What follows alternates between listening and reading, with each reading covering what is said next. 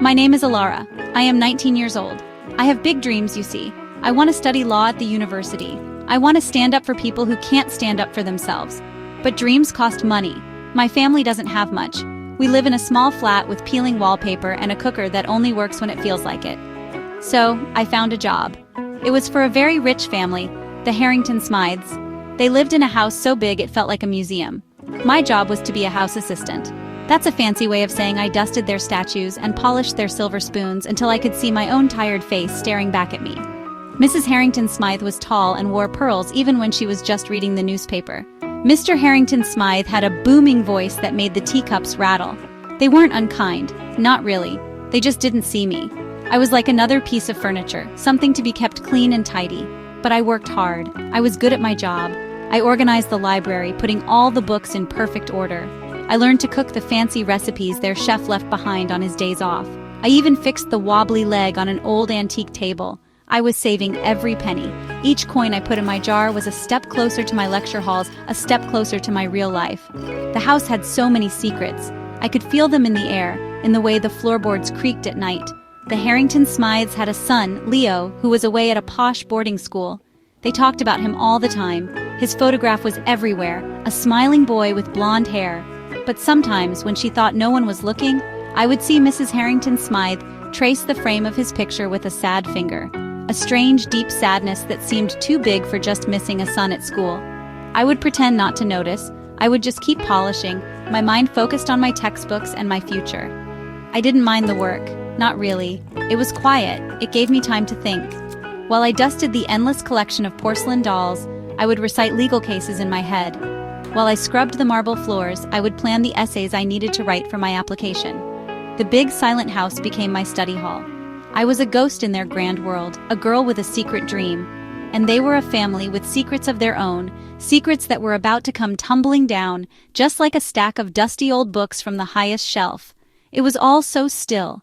And then, one day, everything changed. It was a Tuesday. The sun was streaming through the tall windows, making dust motes dance in the light. I was reaching up high to clean the top of a bookshelf in the study. My sleeve slipped down my arm. It was just for a second, but it was long enough. On my forearm there is a scar. It's a strange shape, like a tiny jagged star. I've had it for as long as I can remember. My mom, the mom who raised me, said I was born with it. It was my special mark. I never thought much about it. It was just a part of me, like my brown eyes or my messy hair. Mrs. Harrington Smythe was in the room. She was arranging some flowers in a vase. She looked up at the exact moment my sleeve fell. Her hand froze. The flowers drooped. Her face went completely white, as pale as the lilies she was holding. "What is that?" she whispered. Her voice was thin and shaky, not her usual commanding tone. "On your arm. That mark." I pulled my sleeve down quickly, my heart starting to thump like a drum. I felt a hot blush creep up my neck. I didn't know what to say. It was just a scar. Why was she looking at me like she had seen a ghost? She took a step closer. Mr. Harrington Smythe came into the room then, asking what was for lunch. He stopped when he saw his wife's face. He followed her gaze to my arm, which I was now hugging tightly against my chest. He frowned. "Let me see," he said, his voice suddenly quiet and serious. I didn't want to. I felt exposed, like a bug under a magnifying glass. But he was my employer. I slowly, reluctantly, rolled up my sleeve again. The star-shaped scar seemed to stand out against my skin, angry and red under their intense stares. Mr. Harrington Smythe gasped, a low, strangled sound. He looked at his wife, and she looked at him. A whole conversation seemed to pass between them in that one silent look. It was a look of shock, of horror, and of something else. Something that looked like guilt. Mrs. Harrington Smythe started to cry. Not loud sobs, but silent, trembling tears that rolled down her perfect cheeks and onto her pearl necklace. They weren't looking at their house assistant anymore. They were looking at something from their past, a past I knew nothing about, and I was standing right in the middle of it. They led me into the grand drawing room. They sat me down on a velvet sofa that probably cost more than our entire flat. I felt very small. Mrs. Harrington Smythe couldn't stop crying. Mr. Harrington Smythe paced back and forth, running his hands through his hair. "It can't be," he kept muttering. "It just can't be." Finally, he stopped pacing and looked at me. His eyes were filled with a strange mix of regret and fear. "That scar," he said, his voice cracking. "Our daughter? Our first child? She was born with a mark just like that, a perfect little star on her arm. The story came out in broken pieces. They had been very young. They were worried about their families, about their reputations. They weren't married yet, so they made a terrible decision. They had a baby girl, and they gave her away. They paid a family, a poor family, to take her and raise her as their own. They made the family promise never to contact them again. They tried to forget. They got married, had Leo, and built their perfect wealthy life. But they never truly forgot. The secret was a stone in their hearts, a secret with a star-shaped scar. I just sat there. The room felt like it was spinning. The words didn't make sense at first. Daughter, gave her away. Poor family.